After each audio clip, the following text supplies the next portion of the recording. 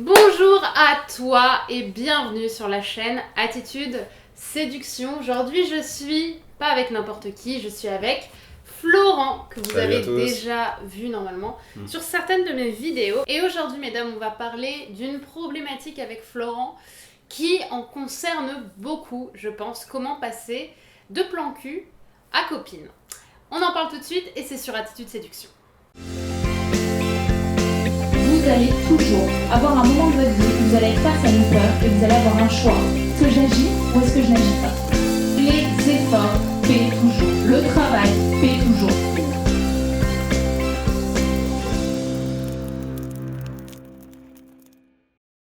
Donc aujourd'hui, comme tu l'as vu, comme je te l'ai dit, je suis avec Florent et j'ai souhaité faire intervenir Florent dans cette interview parce que je pense que vous l'avez déjà vu dans tous les cas dans mes autres formations, dans mes formations, dans mes interviews aussi.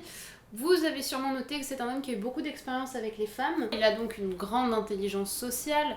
C'est un mec qui plaît généralement à beaucoup de femmes et de ce fait-là, qui sait aussi ce qui marche et ce qui marche pas.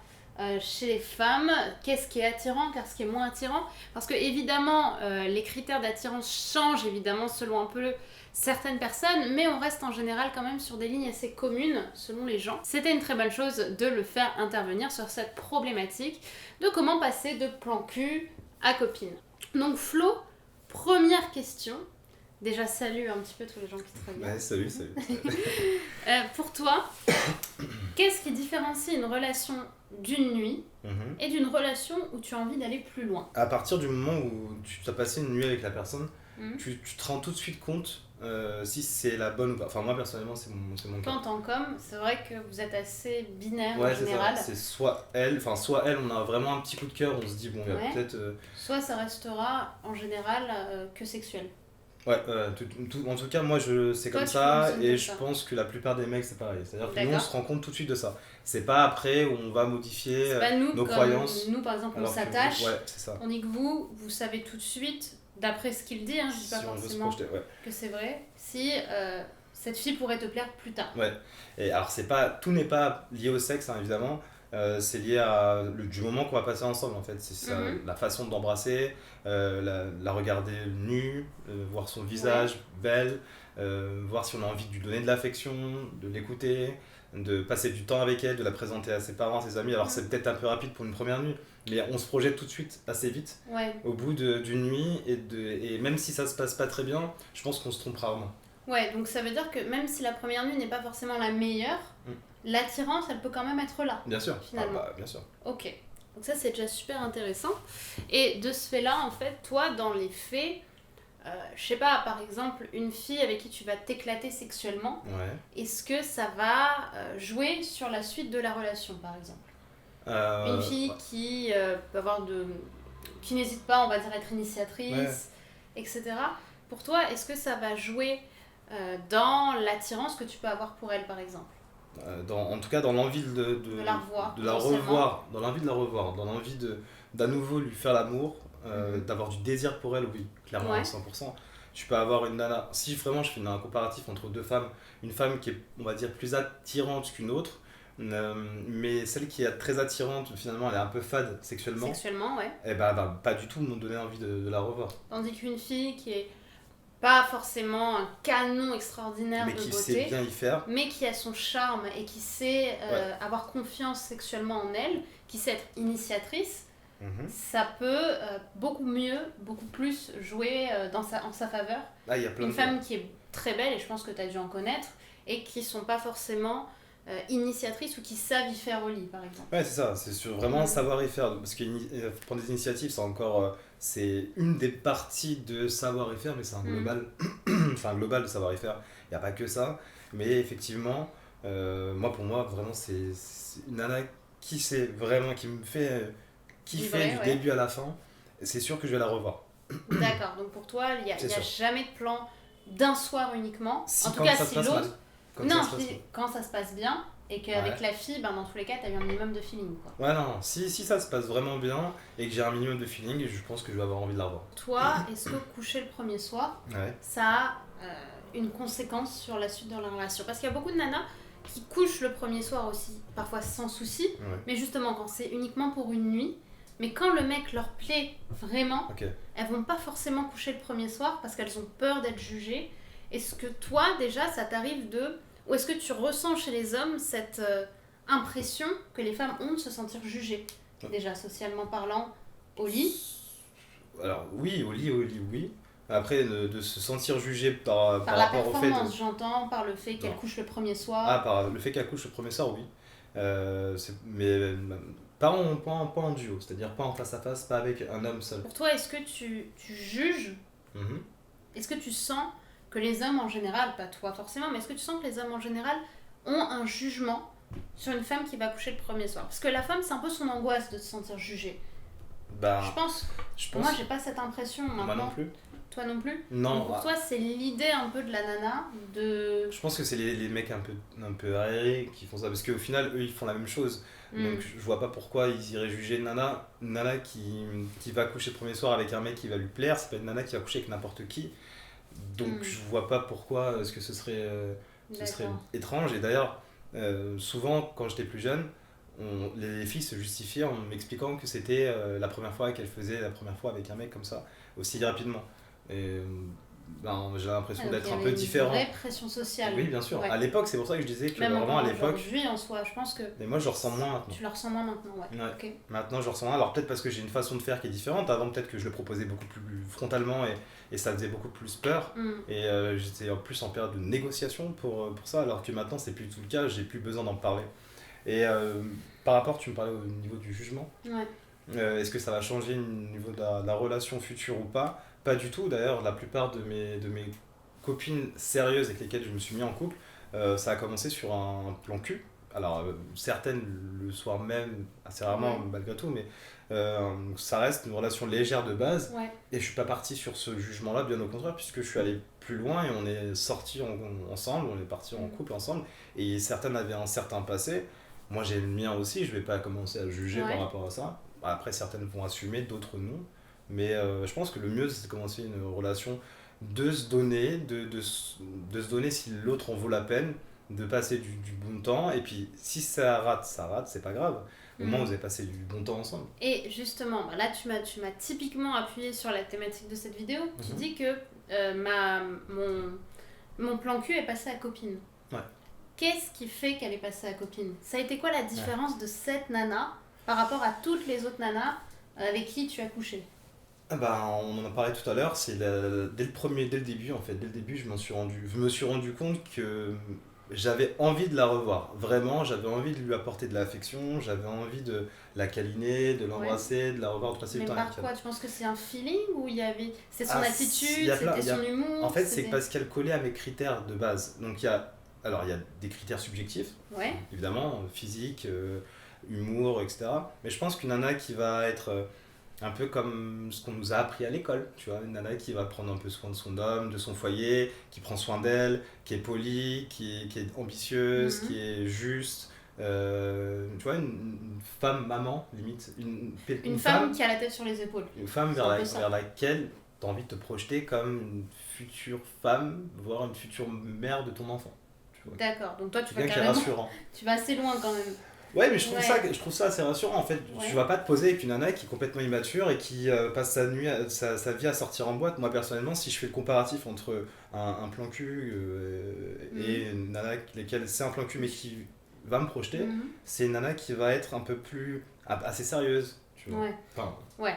Et justement, par rapport à ce côté sérieux en même temps, dis-moi ce que t'en penses, mais je pense qu'il y a aussi un côté très léger en fait, ce qui rend la beauté d'une relation, surtout son début. Pour moi, c'est le côté léger, c'est le côté frais en fait d'une relation. Ouais. C'est-à-dire l'humour, la sensualité du moment en fait, pas avant même d'avoir couché ensemble.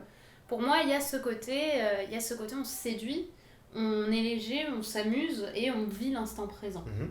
Qu'est-ce que t'en penses toi? Est-ce que c'est quelque chose que tu ressens aussi quand pour toi, il faut qu'une nana, elle coche des cases, ou il faut aussi qu'elle ait ce côté un peu direct, un peu comment on dit, inattendu?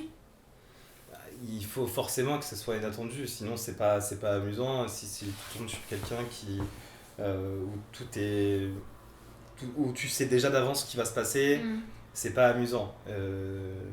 d'ailleurs, souvent, une nana qui va un peu te titiller dès le début, c'est pas forcément la femme de ta vie, hein, mais une nana qui va un peu te titiller dès le début, c'est une nana qui va te dire tiens, bah, pour changer, on va se faire un rendez-vous original, on va se rencontrer Qui se ici. démarque.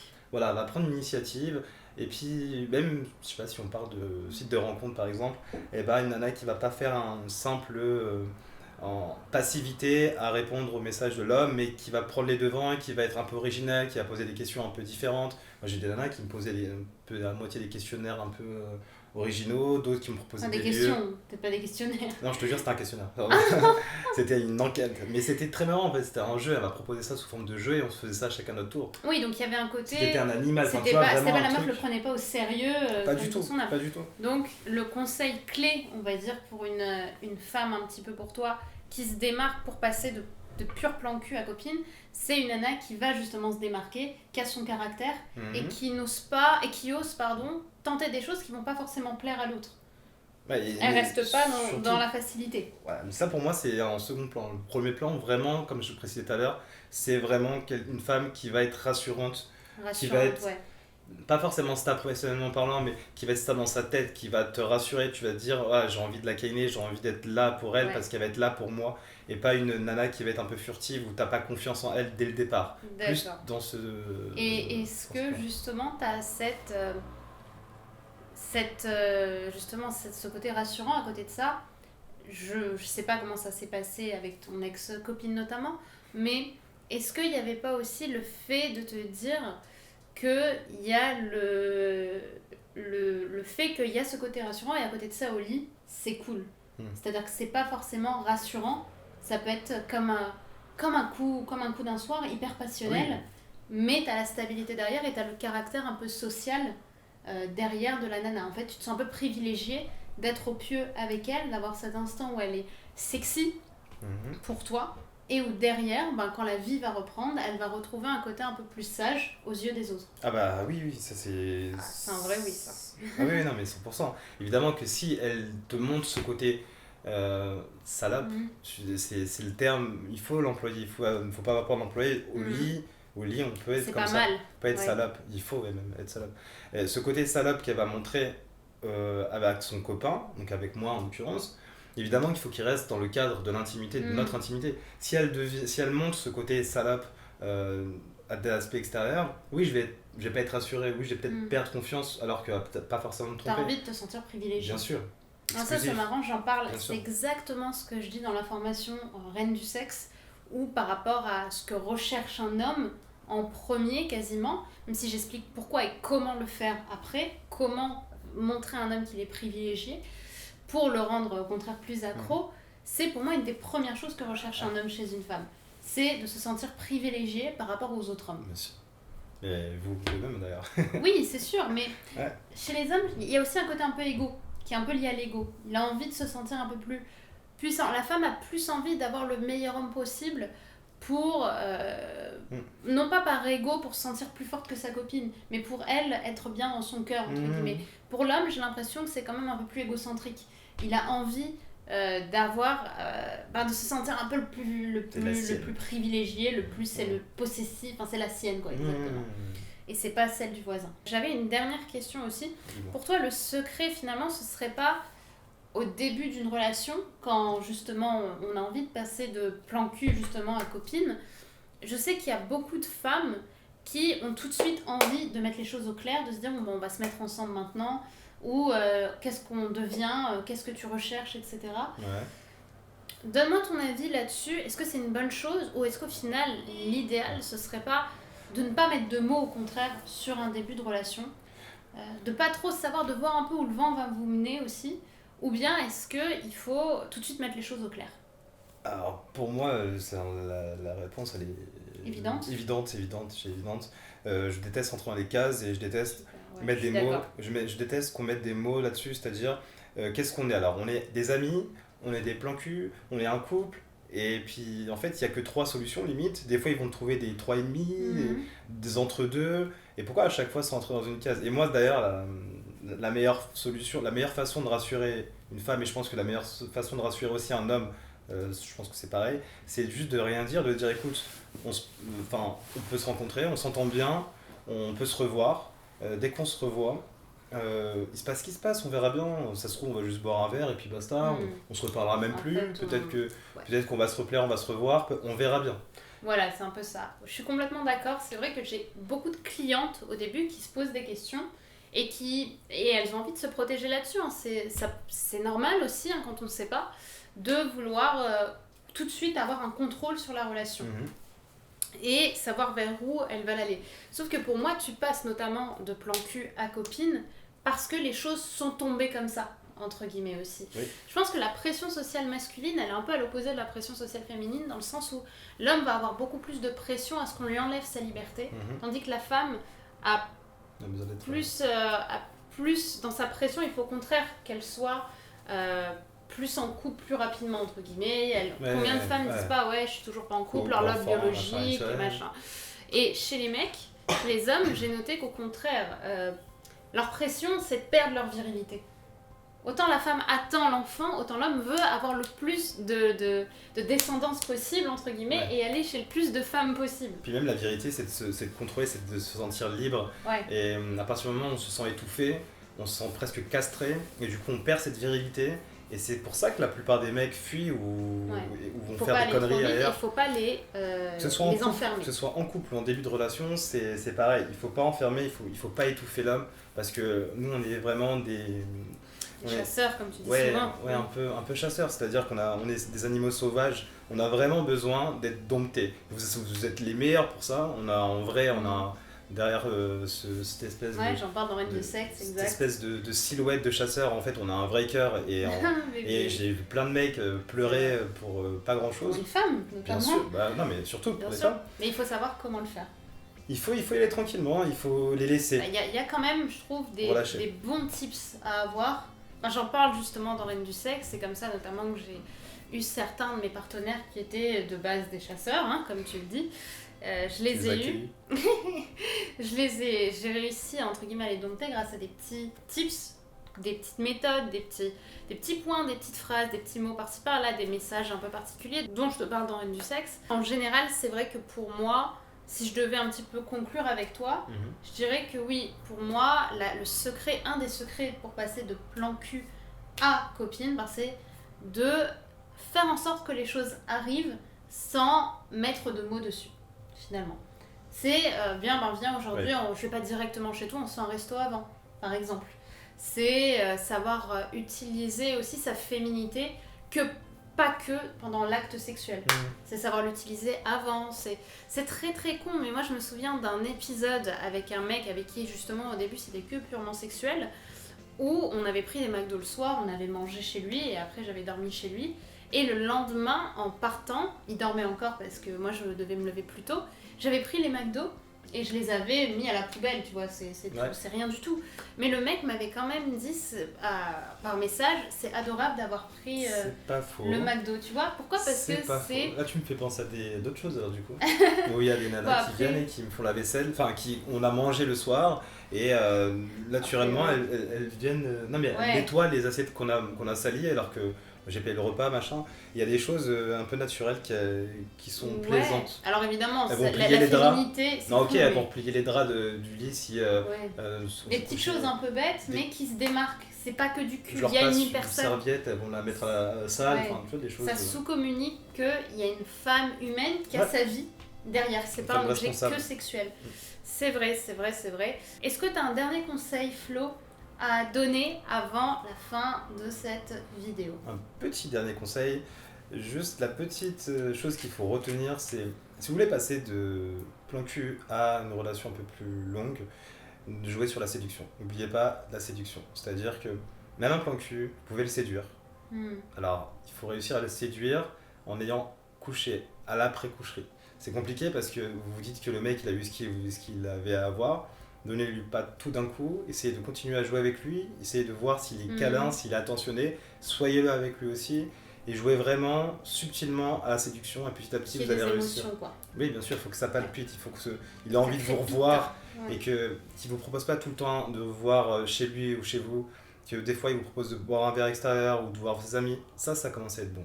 Ouais. Sinon, si vous n'avez pas ça, soyez initiatrice de ça. Le proposer. Yes, exactement. Et d'ailleurs, on en parlait avec Jessica, que vous retrouverez aussi dans Reine du Sexe, qui me donnait en interview, et là, elle parlait en tant que coach en sexualité. Elle me disait que justement, pour l'homme, il ne faut pas savoir tout donner tout de suite. Il faut savoir garder des choses un petit peu aussi là-dedans pour le charmer justement au quotidien, de ne pas tout donner. Et c'est vrai que ça fait ses preuves. Mais bon, vous retrouverez son interview complète de toute façon dans la formation Reine du Sexe. Et justement, ça me fait une super transition pour la suite de cette vidéo. Donc déjà, avant tout, merci Florent pour cette interview. Je pense qu'elle a été très très riche en informations. J'espère aussi. D'autant plus que vous retrouverez Florent pour 2 interviews immenses qui vont être beaucoup plus approfondies, beaucoup plus cash aussi, dans la formation Reine du Sexe et Roi du Sexe si vous êtes un homme, qui sort le dimanche 2 décembre 2018. Nous sommes à seulement J-7 de la sortie de la formation Reine du Sexe et de la sortie de la formation Roi du Sexe. Dans cette formation, vous allez voir, ça va être autre chose. Les questions vont être beaucoup plus en profondeur. On va parler de fellation, on va parler de comment se démarquer sexuellement des autres femmes. On va parler, messieurs, pour vous, par exemple, de comment déclencher un plan à 3.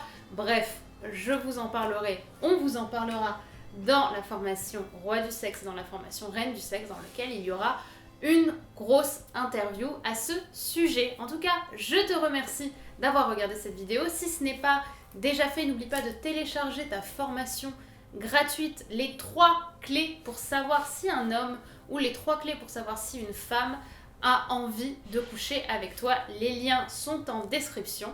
Je te remercie encore une fois d'avoir regardé cette vidéo et je te dis à très vite sur Attitude Séduction. Bye bye.